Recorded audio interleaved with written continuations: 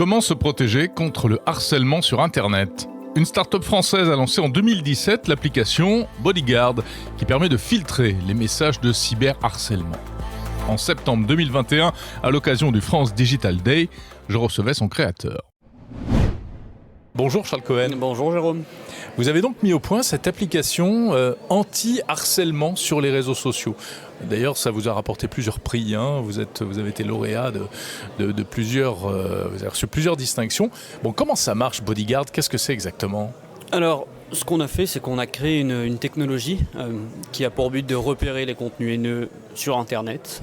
Cette technologie-là, on l'a mise il y a 4 ans dans une application mobile qui s'appelle donc Bodyguard, qui est gratuite, qui permet de protéger les individus en temps réel des contenus haineux sur leurs réseaux sociaux. Tous les réseaux sociaux ? Tous les réseaux sociaux. Alors, on va avoir Twitter, Instagram, YouTube, Twitch et Facebook pour les entreprises. D'accord.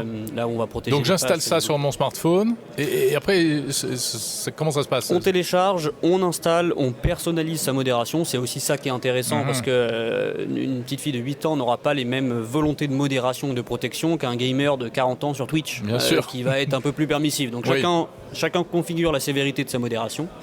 Ensuite, on ferme simplement l'application Bodyguard, on utilise ces autres applications normalement. Ce qui se passe, c'est que nos serveurs récupèrent en temps réel les commentaires sous vos photos Instagram, vos vidéos YouTube, les gens qui vont parler avec vous sur Twitter, vous mentionner. On récupère ces contenus-là, ils sont analysés par la technologie en temps réel. S'ils sont détectés comme haineux selon vos critères de modération, on va retirer le contenu de la plateforme ou sur Twitter, on va masquer, muter, bloquer l'auteur du tweet en question. C'est vraiment l'utilisateur qui décide. Donc c'est aussi simple que ça, c'est pour ça que ça plaît, parce que protection efficace qui nécessite aucune action de l'utilisateur, parce qu'on continue d'utiliser ces autres réseaux normalement.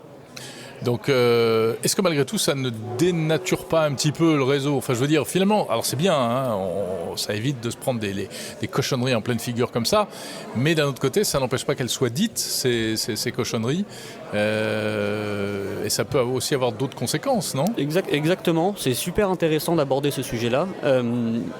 Déjà, si je devais définir les règles de modération de Bodyguard, je dirais que Bodyguard retire ce que les gens osent dire derrière un ordinateur ou un téléphone sous couvert d'anonymat, mais n'oserait pas dire en face de la personne dans la vraie vie.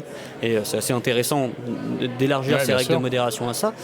Et après, moi, j'ai envie un petit peu qu'on prenne le problème un petit peu différemment, en disant que finalement, la haine en ligne que les journalistes en 2021 subissent quotidiennement entraîne une certaine forme d'autocensure. Dans le sens où on va parler du cas particulier des journalistes.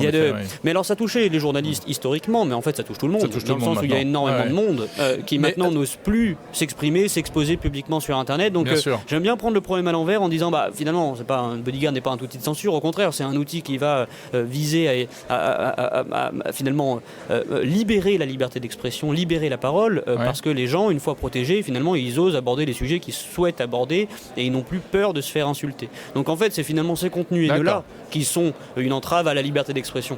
Oui, bien sûr, parce que c'est vrai que effectivement, quand on publie un contenu, qu'on soit une petite fille de 8 ans ou un journaliste de plus de 40 ans, si on se prend des torrents de propos négatifs en face, c'est pas anodin, ça fait mal. Et puis au bout d'un moment, on se dit qu'on va arrêter, on va se taire. Donc du coup, vous voulez dire que Bodyguard, c'est aussi un outil anti-autocensure ? Exactement, et c'est d'ailleurs pour ça qu'on a gagné l'année dernière le prix France Digital Fort Démocratie, parce que justement on se rend compte de ce phénomène depuis maintenant 5 ans, et encore même plus, de voir que les contenus haineux entraînent de la censure massive et de l'autocensure massive, donc il est temps un petit peu de protéger ceux qui sont là pour faire avancer le débat. Et moi, j'ai donc vous le disiez, c'est utilisé aujourd'hui par des journalistes. Exactement, par des journalistes, des députés, des ministres, des gros youtubeurs, des gros créateurs de contenu, n'importe qui finalement avec une présence en ligne.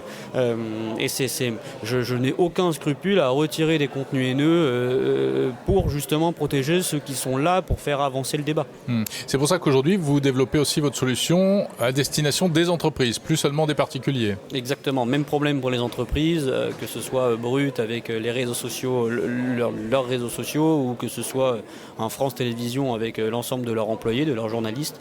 On s'est rendu compte que les entreprises avaient les mêmes besoins de modération, et donc on est là pour les aider et leur permettre de modérer l'ensemble de leurs réseaux sociaux, protéger leurs employés.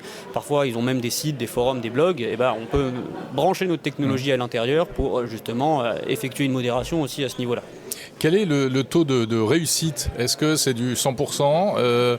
Est-ce que ça filtre tout ? Est-ce que ça ne filtre pas trop de choses ? Est-ce que vous avez des faux positifs ? Exactement, c'est super important de notifier ça. On a un taux de détection en production actuellement qui est mesuré en moyenne par langue entre 89 et 93% des contenus haineux détectés. Donc il y a quand même 7%, de 11 à 7% des contenus haineux qui ne sont pas détectés parce qu'ils dépendent énormément du sujet, ils dépendent du contexte, et parfois Bodyguard, plutôt que de retirer le contenu pour rien, préfère le laisser. Donc en effet, il y a encore une marge de progression évidemment, ce serait vous mentir que vous dire le contraire. Et d'un point de vue erreur, on est sur un taux de faux positifs qui varie entre 1 et 4% selon les langues. Pas de panique, ces contenus-là sont revus par un humain sous 24 heures et restaurés, que ce soit pour les entreprises ou pour l'application mobile. Oui, donc vous ne faites pas de la censure sous couvert de lutter contre l'autocensure. Exactement, ça c'est quelque chose qu'on veut absolument éviter. C'est pour ça qu'on laisse le choix à l'utilisateur. Et c'est ça aussi sympa de placer Bodyguard comme ça, en disant que finalement Bodyguard c'est un outil pour les créateurs, c'est leur décision à eux de vouloir être protégés. Et donc en fait les libertés sont gardées des deux côtés. Le détracteur qui est en face, qui va poster son contenu haineux, il a sa liberté et à la limite son droit de le poster, mais il ne peut pas forcer son destinataire à absolument le voir. C'est aussi la liberté de ce destinataire de ne pas vouloir le voir. C'est exactement ce que fait Bodyguard. Comment est-ce que vous avez eu l'idée de cette application, Charles Cohen ? Alors, c'est un mix de plusieurs choses. J'ai commencé la programmation à 10 ans. Quelque chose de alors pas comme très vous n'êtes commun. pas très vieux, ça fait il n'y a pas très longtemps, mais ça fait quand même quelques années. J'ai 25 ans, ça fait 15 ans. Pas fait d'études. À 21 ans, je lance Bodyguard.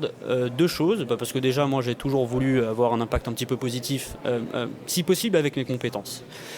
Ça, c'est mon côté bien éduqué, finalement. Merci mes parents pour ça. Et ensuite, il y a un élément déclencheur, c'est des articles assez récurrents en 2017 qui parlent de suicide de jeunes enfants qui sont totalement désemparés par rapport à ça. Et en 2017, là, ils commencent à avoir quelques outils des réseaux sociaux pour ajouter quelques filtres supplémentaires qui sont très complémentaires avec Bodyguard. Mais en 2017, il n'y avait rien. Ouais, il y a eu notamment c'est l'affaire Bilal Hassani, c'est ça ? Oui, là, exactement. Il y a eu aussi l'affaire Bilal Hassani, mais bref, il y a des filtres qui utilisent votre application. Qui utilisent notre application. Et donc en 2017, il n'y avait rien. Et donc l'idée, c'était de se dire, bon, je n'ai pas de boulot. J'ai des compétences techniques, ça va, ça passe, je pourrais le faire. Je commence à faire un peu de recherche et développement pour voir ce que je peux faire, et je trouve finalement un axe pour développer une technologie qui va répondre à ce besoin-là de protéger les gens des contenus haineux au départ. Donc ça, c'est un mix d'une volonté personnelle, d'une capacité technique aussi, il faut le dire, même si je ne suis pas le meilleur des développeurs bien évidemment, je pouvais créer la base. Super. Et ensuite le bon moment, malheureusement, ce qu'on disait un petit peu avant le podcast, la haine en ligne, c'est un des marchés qui croît le plus vite. Oui, c'est un marché porteur. Et donc le besoin est là, et super, tous les voyants sont en vert, donc, et ça donne Bodyguard maintenant 3 ans plus tard. Alors au départ c'était presque un projet comme ça d'amateur, aujourd'hui c'est une entreprise, c'est une activité commerciale à part entière. Et maintenant on emploie 30 personnes. Wow. 30 personnes, on fait une levée de fonds en fin 2019 de 2,5 millions d'euros, parce que j'étais quand même tout seul. Des fonds d'investissement viennent me contacter en disant c'est pas mal ce que tu fais, on t'a vu dans les médias, est-ce qu'on peut faire un truc? Donc 2,5 millions d'euros plus tard, je recrute mon premier employé qui est Mathieu Boutard, qui est mon directeur général, et maintenant 2 ans plus tard, donc de 2019 à 2021, on est 30, la techno marche en 5 langues, on va ajouter la modération de l'audio, de l'image et de la vidéo. On bosse avec pas mal de boîtes et on fait notre levée de fonds actuellement. Bravo. Facebook, tout ça, ils vous font de l'œil ou pas du tout, ou ils vous regardent pas On discute discute avec eux. On discute avec eux régulièrement, avec les équipes françaises, qui ne sont pas des équipes forcément très très décisionnaires immédiatement, mais quand même on discute, ils font preuve de bonne volonté, on s'entend bien, j'ai envie de vous dire encore heureux, il manquerait plus qu'on ait des bâtons dans les roues.